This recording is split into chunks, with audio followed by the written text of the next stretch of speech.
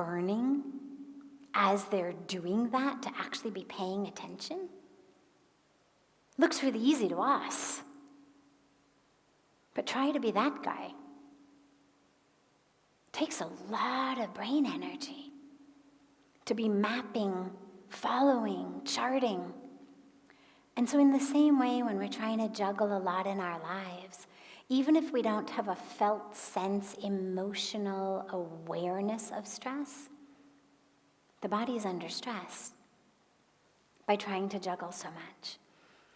They also have recently found, and this has become one of my most favorite to quote pieces of data, that in this constant multitasking era, what we're doing is actually constantly interrupting ourselves, because we can't be doing, as I said, 10 things simultaneously. So we're going in kind of rapid succession. A sentence of an email here, 2 words of an SMS there, reading this here, talking on the phone here, doing this. And we kind of keep going back and forth between them. They've discovered that the average worker in an average workplace only gets a total of 3 minutes. 3 minutes uninterrupted on any one task before they shift. Either they shift because they remember, oh my God, I've got to finish that email, or something blinks or buzzes, some notification or rings or something. 3 minutes at a time, uninterrupted on average. Now, here's the best part of that piece of data. In 1 hour of being interrupted every 3 minutes, in 1 hour, on average, your IQ points drop by 10. Okay? So you are 10 IQ points stupider at the end of the hour than you were at the beginning of the hour. No, sorry. It's 5 IQ points. Sorry, it drops by 5 IQ points. If instead, I was right the first time, 10 IQ points. If you get interrupted every 3 minutes, your IQ drops 10 IQ points in 1 hour. If instead of that, you simply sat at your desk and you did no work at all, but all you did was smoke marijuana, you took drugs. You sat at your desk and took drugs. No work, just drugs. Your IQ would drop by 5 points in an hour. Meaning, we are making ourselves twice as stupid by our way of working than if we didn't work at all and we simply sat at our desk and took drugs. That's how damaging this constant interruption of our brain and focus is. It makes us stupider than if we just sat there and took drugs. So I love data like this. I love this kind of research because it makes us realize how that which we think is making us more efficient is actually making us significantly less efficient. Not to mention stressed out and all of that, but we actually are less efficient. We make a lot more mistakes. Our IQ is dropping during that hour.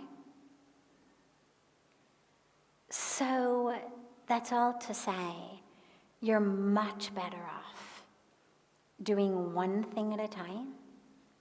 Doesn't mean you have to give it 5 hours, but it means have a set amount of time so that the brain knows, I'm going to spend the next 1 hour on this.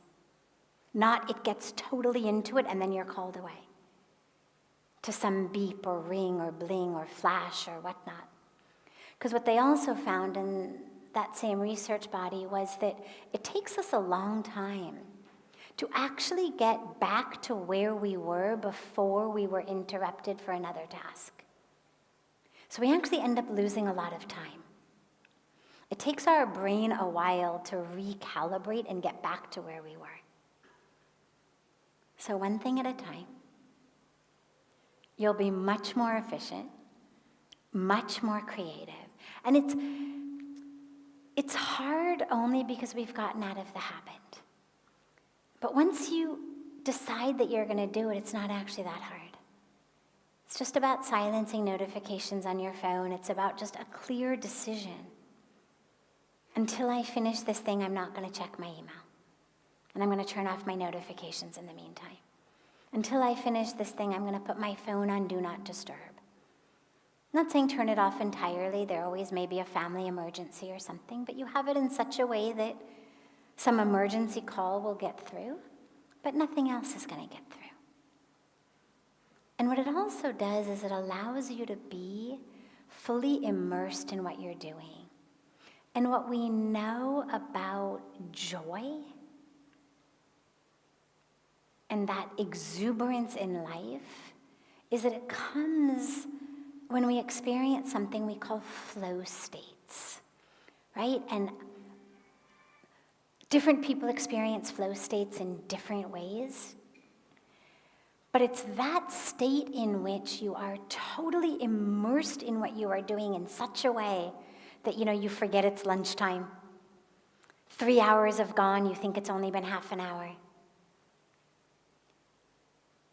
In such a flow. And that's actually where our joy in work comes, is when we're so connected into that flow. But you can't get that if you're constantly swapping tasks. You have to allow yourself to really anchor and hook into what you're doing, letting everything else kind of dissipate. And only then do you even have a chance to hit that flow state. Of course, beautiful. Other questions? Yes. Namaste. We are constantly thinking about either present, future, or past, but it is always said to practice idleness, to not think of anything. How do we do that? So, it's not about shutting off the mind. Unfortunately, we cannot stop ourselves from thinking with the mind. I mean, even just with that famous example that I love, if you just say, okay, everybody close your eyes, and whatever you do, don't think about a pink elephant. You can think about anything else, but just don't think about pink elephants. No pink elephants. No pink elephants, okay? So open your eyes. What did you think about? Right? So this is the nature of the mind. So you can't tell it, no thoughts, no thoughts, no thoughts. First of all, that itself is a thought. What we do instead is, first of all, we shift from past and future to present. So we at least narrow the focus from not going to be in the past, not going to be in the future, right here, right now. So right here, right now, I'm limited to many fewer things. I'm limited to the sensations of my physical body. I'm limited to my breath. That's all that's right here, right now. Any thought that I have, even if it's only about 2 minutes from now, that's future. I wonder what's for dinner. It's future.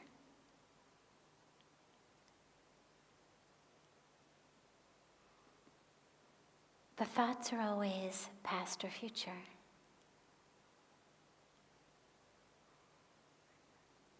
And so you pull yourself into the present, and it removes the majority of them. There's some other thoughts that are more pervasive types of thoughts. I'm a horrible person. I'm stupid. It's what arises in a lot of people's mind. I'm never gonna, But if we remove the past and the future and we come simply into the present, we're left with very few things for our mind to think about, other than sensations of the body, the breath, and the moment. You may find that the moment you do that, the brain goes into, you're never going to be able to do this. You're not a good meditator. You're not spiritual. Look, see, the brain is still going. You'll never be able to do this. That's normal, don't worry. It happens to everybody. And what you do in that case is, you give the mind one thing to think about. So this takes us back when we were talking about that Ashtanga Yoga, right? You give it one thing. Give it the breath. Or give it a mantra. Or if you've got a super active mind, give it two things. It's okay. It's better than give it the breath and a mantra. You're watching the breath, you're chanting a mantra. Slowly, slowly, what you'll find is the breath seems to stop. The mantra is chanting itself. And you just are. So you begin by bringing the mind into the present. Okay? That removes 99% of the thoughts in your mind. Almost every thought is past or future. Bring it here. And then give it something of the present to focus itself on. And anything else that arises, just think about it like a wispy cloud flowing across a blue sky on a windy day, right? If you were lying on the ground and you were looking up at the sky and a cloud comes, little cloud, well, you've got two options. Option one is you hook the awareness into the cloud and you follow it all the way across the sky like that. Option two is I keep my focus on the sky and the clouds just do this. What most of us do is the first one. We hook into the cloud. That's this sort of thing. You're meditating, and you have a smell of coffee. Somebody in the next room or apartment or building is brewing coffee. Suddenly the mind goes, oh my God, I need a cup of coffee. And then it says, I don't know why I gave up tea and coffee. I made that stupid promise that I was not going to drink tea and coffee again. Oh, I really have to stop doing those things. But you know what? I only did it because my mom forced me to do it. She told me I should. Why is she trying to run my life? For God's sakes, I'm 30 years old or however old you may be. Why doesn't she just stop running my life? I'm not a kid anymore. Now, split second, the whiff of coffee. And here you are having a battle with your mother in your brain. This is what happens to most of us. This is we get hooked into a cloud and we just go with it. Right? And instead of it turning into that, it could have been, oh God, I remember that cappuccino I drank sitting on the Champs-Élysées in Paris. God, those were good days. I should go back to Paris. Anything could happen from the whiff of a smell of coffee. But that's because we hook into the sensation, into the thought. Instead, you stay focused on the blue sky between the clouds. So the smell comes, and you just bring the awareness back to the breath. You notice it. Back to the breath. No drama, no story, no hooking into it. Just, you notice it, back to the breath. Something else will arise, back to the breath. Because the ego will keep trying. The last thing the ego wants is for you to actually become a really good meditator. Because then the ego's grip over you lessens. So the ego's going to keep coming and saying, sure, the coffee pot's off. Might have left it on. You might have left the stove on. This whole place might burn down while you're meditating. It'll do anything. just to get you to stand up and stop meditating. So you just don't fight it, don't yell at it, don't try to push it away.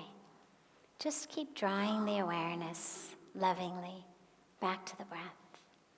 And slowly, slowly you'll find that place of stillness.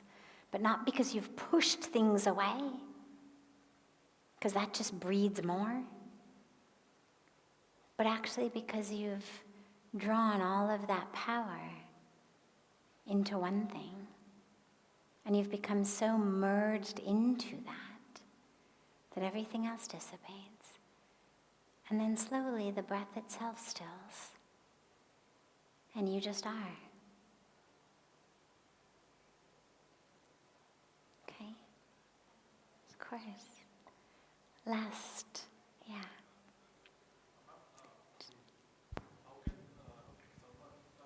Can you use the microphone? It'll go into the camera then. Good evening. How can someone overcome this thought of getting failure in his life? How can we get rid of fear in our life?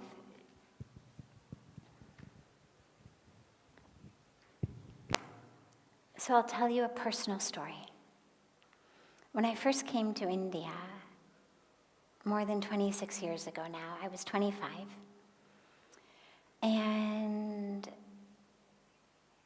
on the outside, I had everything that looked perfect. You would have said, oh my God, this girl's got everything. Came from all of the privilege and opportunity and so many blessings and so much. Had the best education, had everything. I also had experienced a lot of struggle and challenge and even trauma in my life. And I come here being literally to Parmarth Niketan. I didn't know where I was. There was no Google at that time. But through an experience of grace that I won't go into right now, I found myself here. I found myself sitting in front of the incredible divine being who would become my guru, Pujya Sadhviji. And I asked him about fear. I asked him the same question.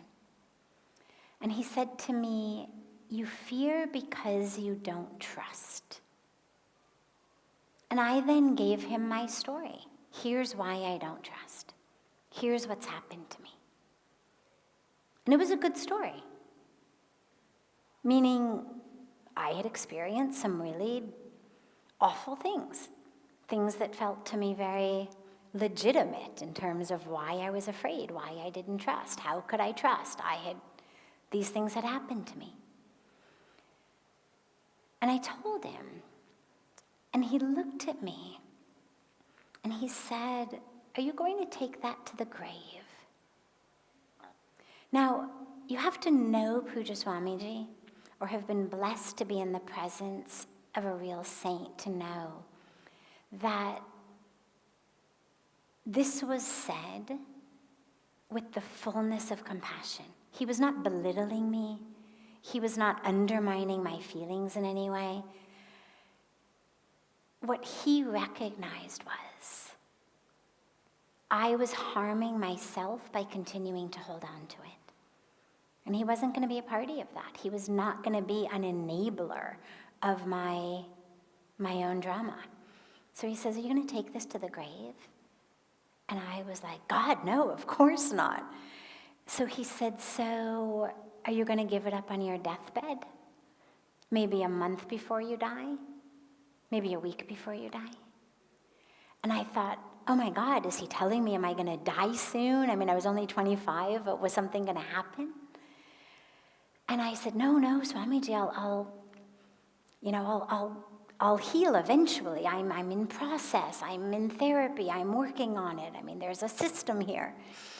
And he looked at me with all of the love and all of the compassion and zero of the buy-in to my story. And he said, you are waiting for someone to come in and draw the line for you. He said, you're waiting for someone to come and say, You can be done. He said, no one ever will. It's up to you. You can carry it to your grave. You can let it go on your deathbed, or you can let it go tonight. And I remember I was like, tonight? I mean, I was a psychology PhD student. These things take time. And he said, yeah, we have this beautiful ceremony called the Arti. And he said, I'll tell the boys, they'll give you the lamp, you wave it. And he said, and after the Arti, I want you to go and stand in the waters of Ganga. And I want you to take all of the pain, all of the anger, all of the fear, and I want you to offer it to Ganga. And I spent that afternoon, it's beyond embarrassing in retrospect, but in the interest of total honesty, I will tell you, I spent that afternoon thinking, there's no way this is going to work. This is sweet, this is quaint, but obviously it's not going to work.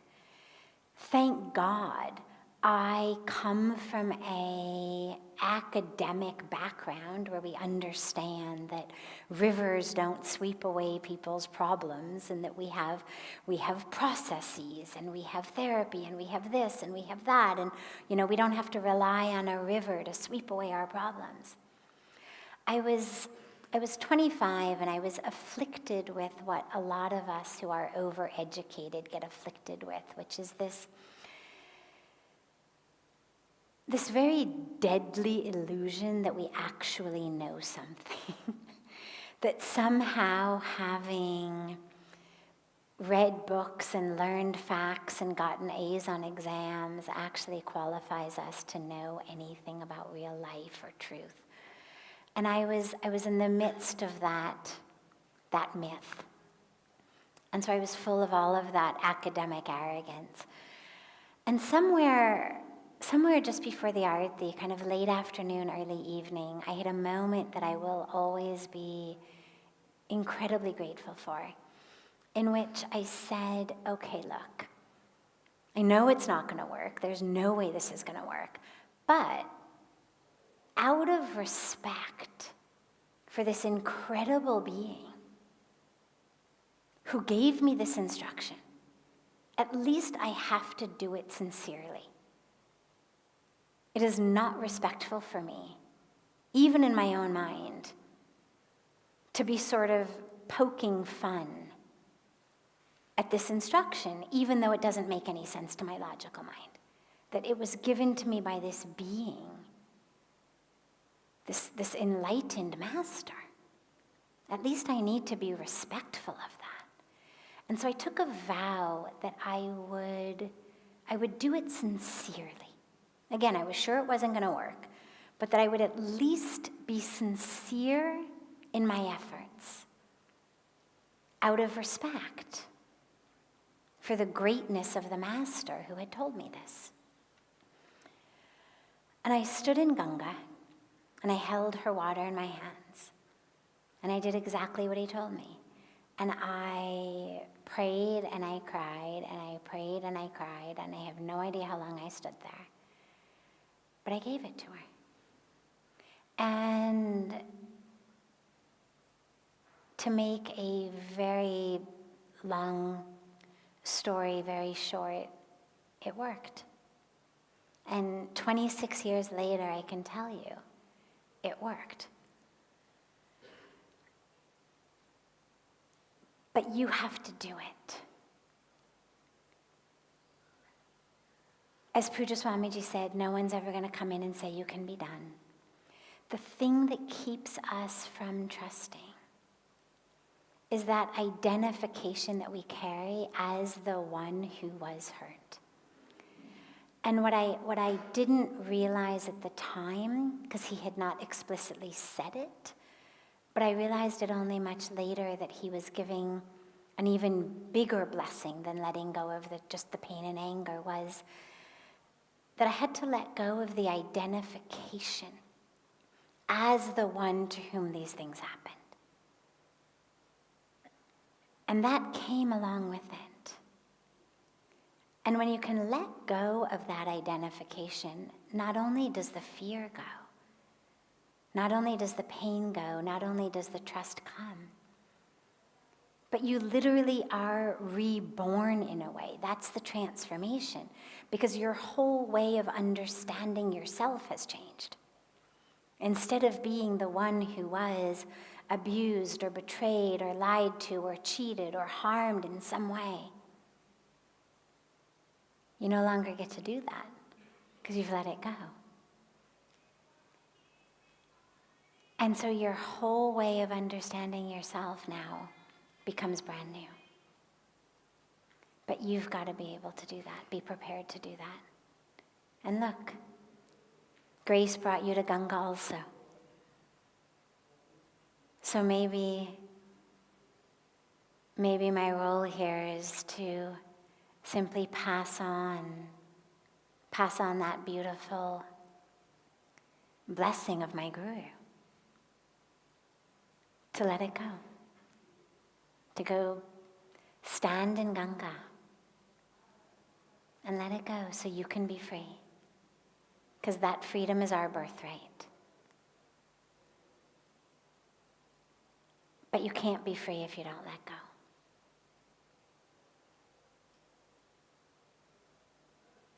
Wonderful. Have a beautiful, beautiful rest of your evening, everyone. A beautiful morning and day to our family joining us online through this gift of technology. And I look forward to seeing you tomorrow. And so much love to you all.